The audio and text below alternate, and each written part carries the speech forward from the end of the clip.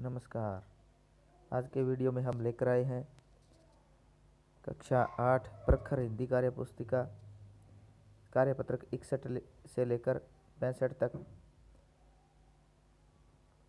तो संपूर्ण अध्ययन के लिए वीडियो के अंत तक बने रहें। वीडियो शुरू करने से पहले अगर आप हमारे YouTube चैनल पर नए हैं तो चैनल को सब्सक्राइब करें, वीडियो को लाइक करें और शेयर करें। शुरू करते हैं आज का कार्यपत्रक 61। दक्षता दी गई है गद्यांश पद्यांश को पढ़कर समझ के साथ प्रश्नों के उत्तर दे पाना और विषय वस्तु का विश्लेषण कर पाना। पहला प्रश्न है, दिए गए गद्यांश को पढ़कर प्रश्नों के उत्तर दीजिए। तो गद्यांश को पढ़ते हैं। महात्मा गांधी के पास दुनिया भर से तमाम पत्र केवल महात्मा गांधी इंडिया लिखे आते थे और वे जहाँ भी रहते थे वहाँ तक पहुँच जाते थे। आज़ादी के आंदोलन की कई अन्य दिग्गज हस्तियों के साथ भी ऐसा ही था। गांधी जी के पास देश दुनिया से बड़ी संख्या में पत्र पहुँचते थे, पर पत्रों का जवाब देने के मामले में उनका कोई जोड़ नहीं था। कहा जाता है कि जैसे ही उन्हें पत्र मिलता था उसी समय वे उसका जवाब भी लिख देते थे। अपने दाहिने हाथ से ही ज़्यादातर पत्रों का जवाब देते थे। जब लिखते लिखते उनका दाहिना हाथ दर्द करने लगता था तो वे बाएं हाथ से लिखने में जुट जाते थे। अब प्रश्न दिए गए हैं, महात्मा गांधी के पास पत्र किस नाम से लिखे आते थे?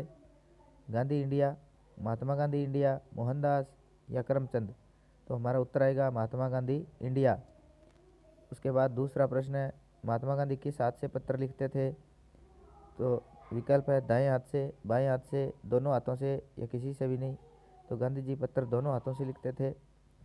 उसके बाद तीसरा प्रश्न है, पत्र का जवाब देने में गांधी जी क्या विचार रखते थे?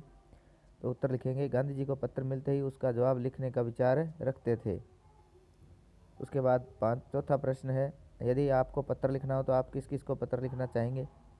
तो आप जिसको भी पत्र लिखना चाहोगे वहाँ यहाँ लिख दीजिए। जैसे हम अपने मित्र, भाई, मामा जी या चाचा जी, किसी को भी ये पत्र जिसको लिखना है वहाँ लिखना चाहेंगे।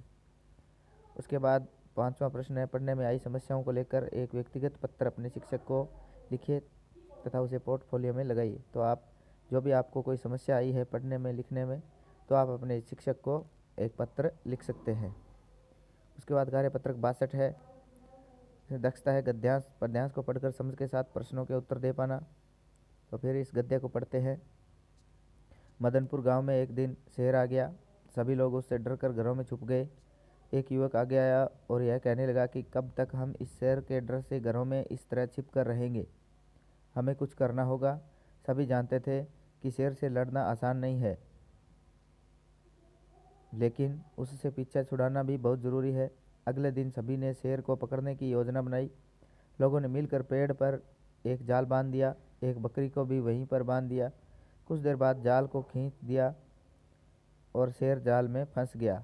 उसके बाद वन विभाग के सदस्यों को बुलाया और शेर को पुनः जंगल में छोड़ दिया गया।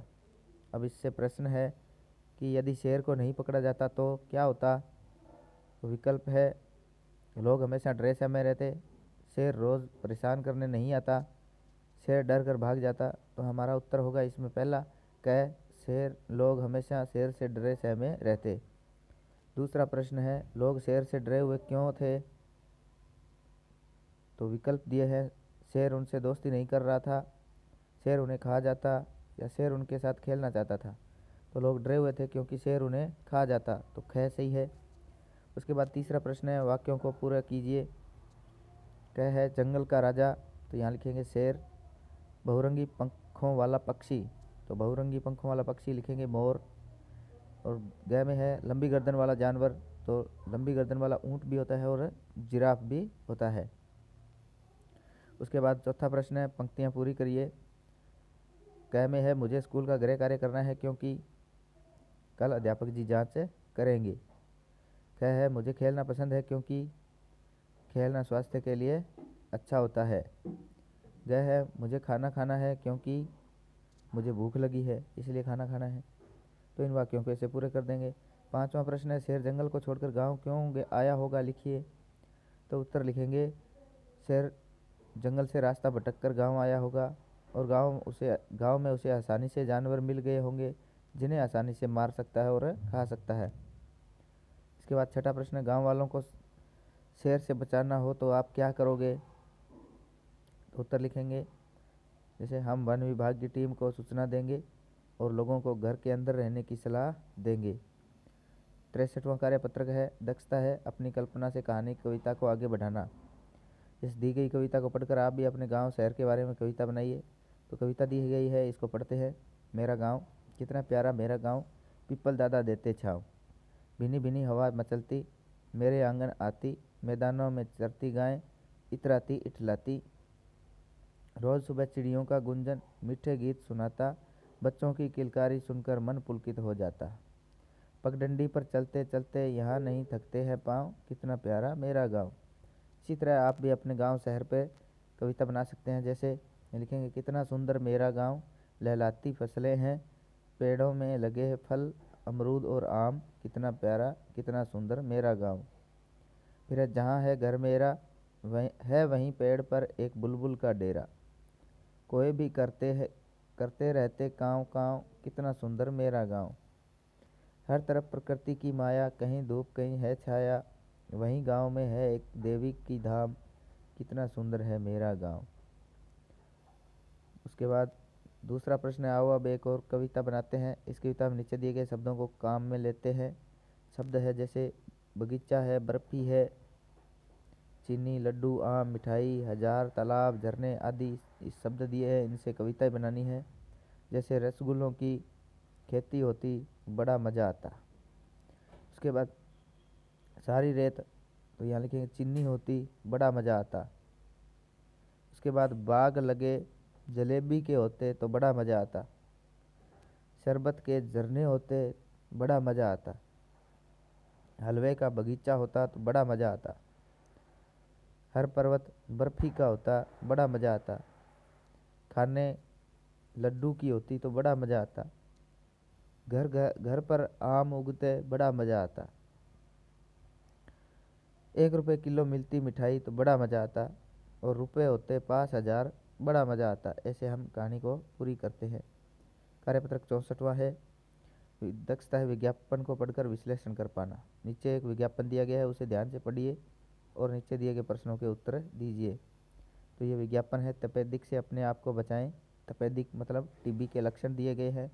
3 हफ्ते या उससे अधिक समय तक खांसी, हल्का बुखार जो शाम को बढ़ जाए, बिना ज्ञात कारण के वजन घटना, बिना ज्ञात कारण के शरीर में कमजोरी आना, ग्रंथियों का बढ़ जाना। यह एक जानलेवा बीमारी है, पर एक अच्छी खबर है कि डॉट्स द्वारा टीबी या तपेदिक पूरी तरह ठीक हो सकती है। यदि तपेदिक है तो तुरंत जांच करवाएं। सरकारी अस्पतालों और स्वास्थ्य केंद्रों में जांच मुफ्त होती है। राष्ट्रीय तपेदिक नियंत्रण संगठन नई दिल्ली भारत सरकार द्वारा ये विज्ञापन दिया गया है। अब इसमें से प्रश्नों के उत्तर देने हैं। इस विज्ञापन में हमें किस रोग से सचेत रहने का संदेश दिया गया है? तो हमारा उत्तर होगा तपेदिक या टीबी। दूसरा प्रश्न है, किसी व्यक्ति को तपेदिक टीबी हो जाने पर हमें उनसे कौन कौन से लक्षण दिखाई देने लगते हैं? तो उत्तर लिखेंगे लंबे समय तक खांसी रहना, हल्का बुखार रहना, अचानक वजन घटना, शरीर में कमजोरी महसूस होना आदि लक्षण दिखाई देंगे। तीसरा प्रश्न है, विज्ञापन में चिड़िया क्या अच्छी खबर दे रही है? तो उत्तर होगा डॉट्स द्वारा टीबी या तपेदिक की पूरी तरह से ठीक हो सकती है, ये एक अच्छी खबर है। यदि आपके किसी परिचित को टीबी हो जाए तो आप क्या करेंगे? तो उत्तर लिखेंगे उसकी तुरंत जांच करवाएंगे, तो सरकारी अस्पताल में जाकर इलाज चालू करवाएंगे, उसको दवाइयाँ दिलवाएंगे। उसके बाद 65वां कार्यपत्रक है सूचना पट पर लिखी सूचना पढ़कर समझना है और संदर्भ में प्रयोग कर पाना। तो एक ये सूचना है राजकीय उच्च प्राथमिक ये विद्यालय कोई माताजी भोपावास गोविंदगढ़। सूचना है फैंसी ड्रेस प्रतियोगिता है, दिनांक 1/11/2024 आपके विद्यालय की ओर से 13 नवंबर 2023 को फैंसी ड्रेस प्रतियोगिता का आयोजन किया जा रहा है। इस प्रतियोगिता में 6 वर्ष से तक 15 तक के बच्चे ही भाग ले सकते हैं। इस प्रतियोगिता में हिस्सा लेने वाले विद्यार्थी अपनी कक्षा अध्यापक के पास अपना नाम लिखवाएं। कविता शर्मा, अध्यक्ष सांस्कृतिक कार्यक्रम। इसके बाद पहला प्रश्न है फैंसी ड्रेस का आयोजन कब होगा? तो उत्तर लिखेंगे 13 नवंबर 2023 को। इस प्रतियोगिता में किस आयु वर्ग के छात्र छात्राएं भाग ले सकते हैं? तो उत्तर लिखेंगे इस प्रतियोगिता में 6 से 15 वर्ष के बच्चे भाग ले सकते हैं। तीसरा है विद्यार्थियों को अपना नाम किसके पास लिखवाना है? उत्तर लिखेंगे विद्यार्थियों को अपना नाम कक्षा अध्यापक के पास लिखवाना है। चौथा है अपने विद्यालय में समारोह में भाग लेने के लिए आप क्या क्या करते हैं, तो लिखेंगे हम भी अपने कक्षा अध्यापक या समारोह प्रभारी को अपना नाम लिखवाते हैं। पांचवा प्रश्न है विद्यालय के समारोह व्यवस्था में आप क्या क्या करना पसंद करेंगे, तो जैसे बाहर से आने वाले अतिथियों का स्वागत करेंगे, उनके लिए पानी बैठने आदि की व्यवस्था करना और छोटे बच्चों को उनके स्थान पर बैठाने आदि का कार्य करेंगे। उसके बाद आकलन 11वां है। पहला प्रश्न है कहानी को पढ़कर दिए गए प्रश्नों के उत्तर लिखिए। तो कहानी दी गई है, एक राजा था, उसे एक बंदर से बहुत प्यार था। उसने उस बंदर को अपने पास रख लिया। बंदर राजा के सब काम करता था। राजा जब सोता तो वह पंखा करता। सबके समझाने पर भी राजा बंदर को दूर न करता। एक रात राजा सो रहा था। एक मक्खी बार बार राजा की नाक पर बैठने लगी। बंदर को मक्खी पर बहुत क्रोध आया। बंदर ने तलवार उठाई और मक्खी को मारने ही वाला था कि अचानक पहरेदार ने देख लिया और वह दौड़कर आया और बंदर से तलवार छीन ली। आवाज़ सुनकर राजा की नींद टूट गई। सारी बात पता चलने पर राजा ने बंदर को जंगल में छुड़वा दिया। अब प्रश्न दिए गए हैं, बंदर ने तलवार उठाई, तो उत्तर जो विकल्प है राजा को मारने के लिए, मक्खी को मारने के लिए, पहरेदार को डराने के लिए या पहरेदार को समझाने के लिए। तो बंदर ने तलवार उठाई थी मक्खी को मारने के लिए, सही का निशान लगाएंगे इस पे। दूसरा है पहरेदार बंदर से तलवार नहीं छीनता, तो विकल्प है राजा की नाक काट देता, युद्ध पर चला जाता, पहरेदार को भगा देता, तलवार छिपा देता। तो हमारा उत्तर आएगा राजा की नाक काट देता, तो इस पे सही का निशान लगाएंगे। तीसरा प्रश्न है बंदर का समानार्थी नहीं है, कपि, मरकट, वानर और मनु। तो मनु शब्द है बंदर का समानार्थी नहीं है। उसके बाद चौथा है बंदर राजा के क्या क्या काम करता था, तो उत्तर लिखेंगे बंदर राजा के सब काम करता था। पांचवा प्रश्न है दिए गए वाक्यों को पूरा कीजिए। पहला है क है गंदगी पर मक्खियाँ, यहाँ लिखेंगे बैठती है। ख में है राजा बंदर से बहुत प्यार करता था। फिर ग में है मक्खी बार बार राजा की नाक पर बैठने लगी, तो इसे हम लिख देंगे। इसके बाद छठा प्रश्न है इस कहानी पर आप 3 प्रश्न बनाकर लिखिए। पहला प्रश्न है जैसे राजा को किससे प्यार था। दूसरा हो गया राजा को पंखा कौन करता था। तीसरा हो गया बंदर से तलवार किसने छीन ली थी। ऐसे हम प्रश्न बना सकते हैं। इसके बाद 7वां प्रश्न है विद्यालय में सूचना पट का उपयोग होता है। क है विद्यालय की सूचना प्रसारित करने के लिए, ख चित्र बनाने के लिए, ग कक्षा कार्य करने के लिए, घ सभी कार्य करने के लिए। तो सूचना पट होता है वो विद्यालय की सूचना प्रसारित करने के लिए होता है, तो पहला में इसमें 7वें में क भरेंगे। 8वां है आप घर पर कौन कौन से कार्य करते हैं लिखिए। तो लिखेंगे जैसे कि घर की साफ सफाई करते हैं, पानी भरते हैं, पशुओं को चारा डालते हैं। आप जो भी कार्य करते हैं वो लिख सकते हैं। 9वां प्रश्न है यदि आपके किसी परिचित को टीबी हो जाए तो आप क्या करेंगे। तो उत्तर लिखेंगे उसे सरकारी अस्पताल ले जाकर जांच करवाएंगे और दवाई दिलवाएंगे। इसके बाद 10वां है समास विग्रह कीजिए। जैसे राधा कृष्ण है तो राधा और कृष्ण हो जाएगा, और राधा ओ कृष्ण नहीं और र लगाएंगे, राधा और कृष्ण। और तिराहा का हो जाएगा 3 राहों का समूह है, जहाँ पर 3 राहें मिलते हैं उसे तिराहा कहते हैं। तो हमारे आज के कार्यपत्र पूरे हुए। धन्यवाद।